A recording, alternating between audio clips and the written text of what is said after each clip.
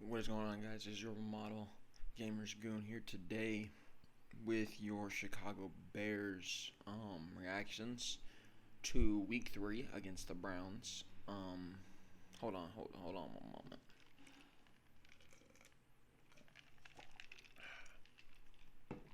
That right there is the tears of everybody that's ever doubted me, because once again, believe it or not, I was proved correct. I was proved correct about this team. I've been saying it for 3 years. Matt Nagy is an awful coach. I don't know how he won Coach of the Year. I don't know how we managed to do what we did in 2018. I can tell you Vic Fangio was a massive reason as to why we were successful in 2018. Matt Nagy's not an offensive genius. He is not an offensive genius. He never was an offensive genius. I don't know who made him out to be one just because he came from Kansas City, who, mind you, had Tyreek Hill, Travis Kelce. At the time, they had Sammy Watkins. They have all these playmakers. How is he the genius here? How's he the genius? I don't know. I have no clue. I will tell you this. The Bears today against the Browns looked miserable. This was the first career start of Justin Fields, and it was by far the worst game I have seen a Chicago Bears team play in the last 5 years. We've had interceptions, we've had turnovers, we've had the Jay Cutler years of just interception after interception. We had Mitch Trubisky and his throwing into traffic interception errors. We've had Nick Foles, who nobody liked, and we had Justin Fields today. And I'm not blaming Justin Fields. Don't come on me and act like I'm blaming Justin Fields, because that's not the concern. That's never been the concern. That wasn't the concern from day one with me. The concern is Matt Nagy and the offensive line cannot coach, and they cannot play. That's simple. That fucking simple. I've been saying it for 3 years. I didn't think Mitch was the issue. Quarterback was never the fucking issue. Each and every one of you dumbasses that sat there and blamed Mitch, you are a fucking idiot. You're a fucking idiot. Because I'm sitting here and I'm defending the kid. Granted, is he the best player in the world? No. I know he's not the best player in the world. But the reason why we sucked was not because of Mitch Trubisky. It wasn't because of Nick Foles. It's not because of any individual player. It's the motherfucker that has zero clue how to run a fucking football game. The words should not be uttered from a announcer's mouth during a football game. And I actually tweeted it out. Let's see if I can find my tweet real quick.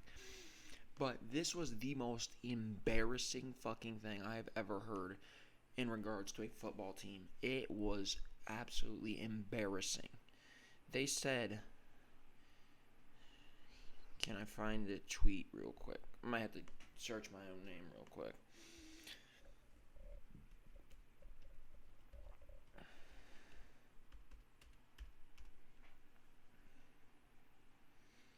The Bears have shown zero ability to even run a play. That is the words that came out of the commentator's mouth. To even run a play. They didn't say they've shown zero ability to put 7 on the board. They didn't say they've shown zero ability to finish drives, to run a singular fucking play. We've shown zero ability. Today was a disaster. It was a complete disaster. David Montgomery had 34 yards on the ground for 10 carries. Justin Fields had 6 completions for under 100 yards. And you want to sit there and tell me this is a quarterback issue? No, it's not a quarterback issue. It never was a quarterback issue. It is the dumb motherfucker running the team. Has been from day one. For a period of time, the defense was holding up. They kept it going. They were holding up. They were doing their thing. Making some solid plays. We had a lot of sacks as well. We had like 5-6 sacks. The Browns had almost 10 sacks. Myles Garrett walked out of the game with 5 sacks. 5 of them bad boys. That's embarrassing. That is embarrassing. The O-line is miserable.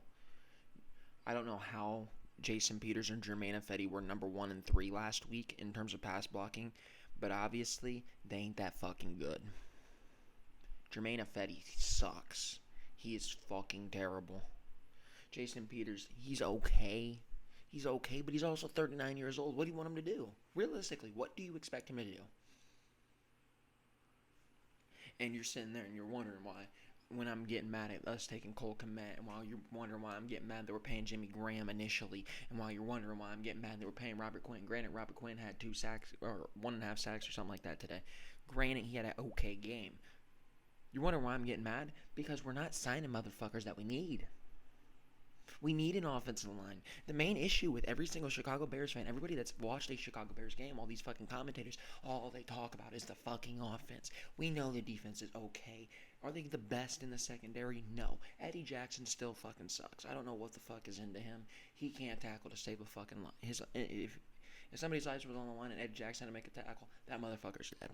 Eddie Jackson fucking sucks right now. I don't know what else to say to you. But every single time you talk about the Bears and what they lack, it's not that they lack defense. Everybody still is convinced, Super Bowl caliber defense. We haven't had a Super Bowl caliber defense since 2018, motherfucker. This ain't a Super Bowl caliber defense. Are we an okay defense? Yeah, we're okay. We're okay. And then they were sitting there, well, they're just missing the quarterback. They're just missing the quarterback. No, the fuck we're not. No, we're not. We're missing a coach, and we're missing an offensive line. It doesn't take a rocket scientist to figure that one. I figured that one out 3 fucking years ago. And now all of a sudden, everybody's sitting here, oh, well, what the fuck went wrong? What went wrong in Justin Fields' debut? So some people saying, well, maybe he's not the franchise guy. Are you fucking serious? How many fucking QBs are we going to have walk in to Chicago and be fucked over by Matt Nagy and his system? And we're going to just throw him away. Like I said with Andy Dalton, he did not play bad because he is bad. He played bad because Matt Nagy is a fucking moron. He is a moron. His scheme is idiotic. There is nothing that suggested that Andy Dalton was the reason why Andy Dalton was bad. There was nothing Nick Foles had, but there was nothing that Mitch Trubisky did. He was playing to win. Yeah, he's making dumb decisions because he fucking had to. He has to try to go make a play because his fucking coach is playing conservative 97% of the time. So when he does get an opportunity to make a big play, you bet your fucking ass he's going to try slinging it deep because he's only allowed to do it 2 or 3 times. Matt Nagy plays not to lose, which is ironic because when you play not to lose, 9 times out of 10, you're going to fucking lose. That playing not to lose works against teams like the Jets. That's what playing not to lose wins.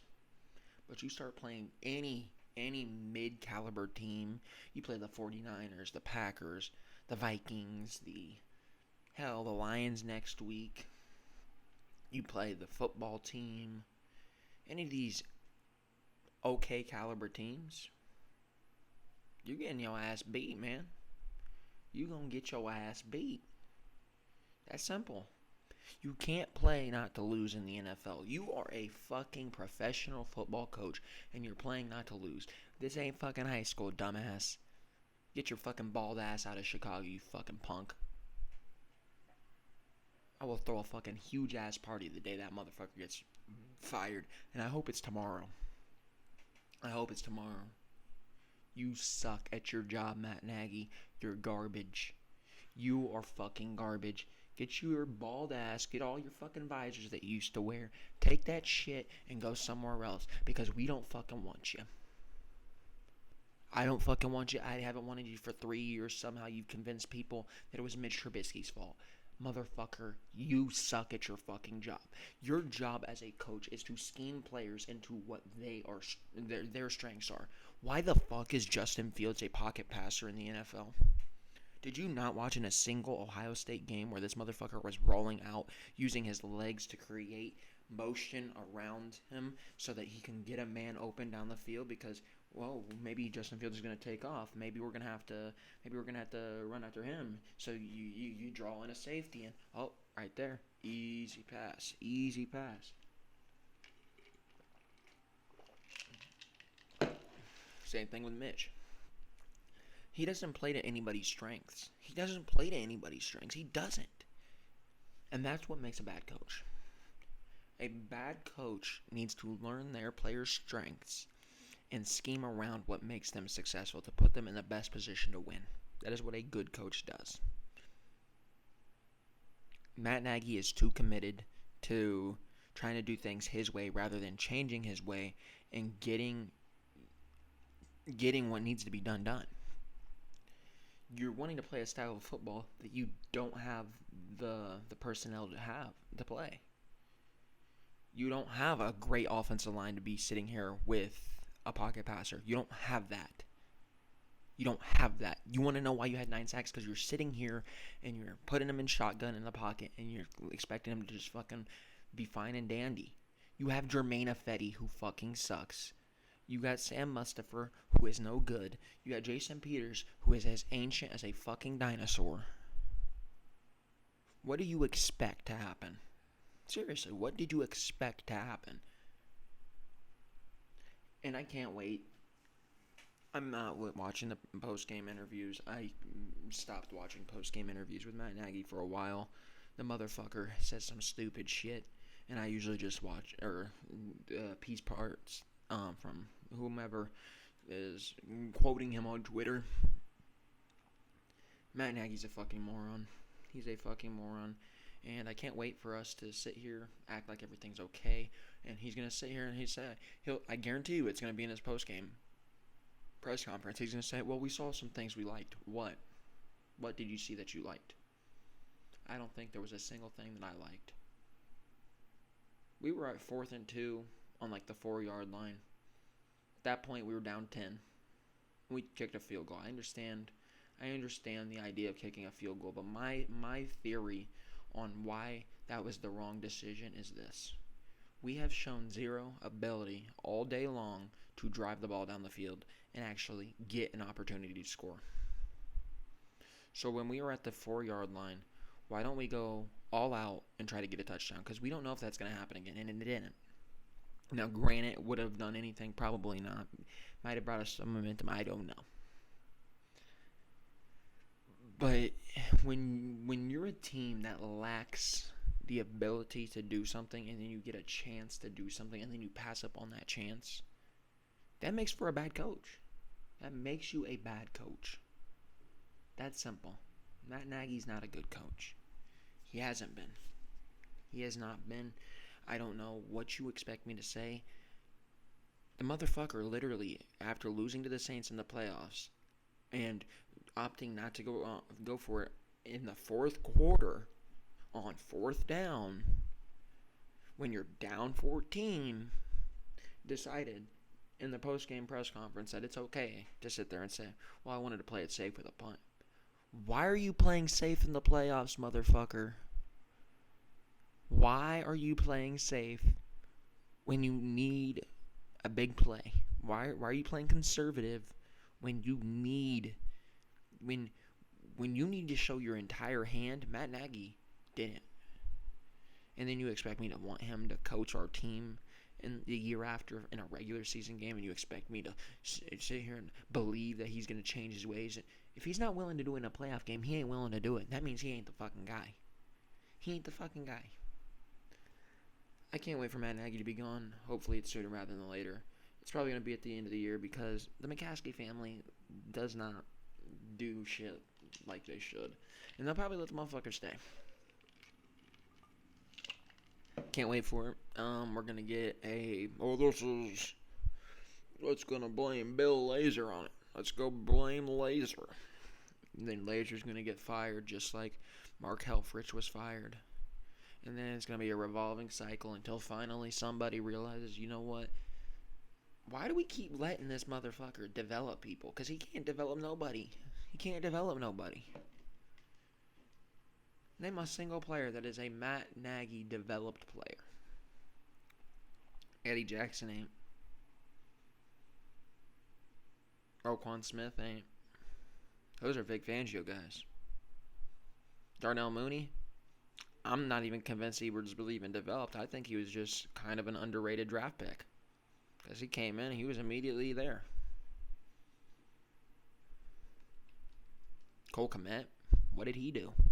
That's a Matt Nagy guy. What did he do? I mean, seriously. Seriously.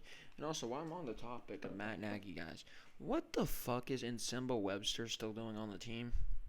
Khalil Herbert does kick returns. He's doing an okay job at it. And Khalil Herbert is multidimensional. You can run him at running back if you need to. Obviously, he's a younger player. We are wasting a 53-man roster spot on Nsimba Webster for just punt returns. Why? Why? He muffed one. He's not even a great punt returner. It would make much more sense to cut him and bring in one of these corners that are still available. Obviously, Richard Sherman's probably the biggest name corner available.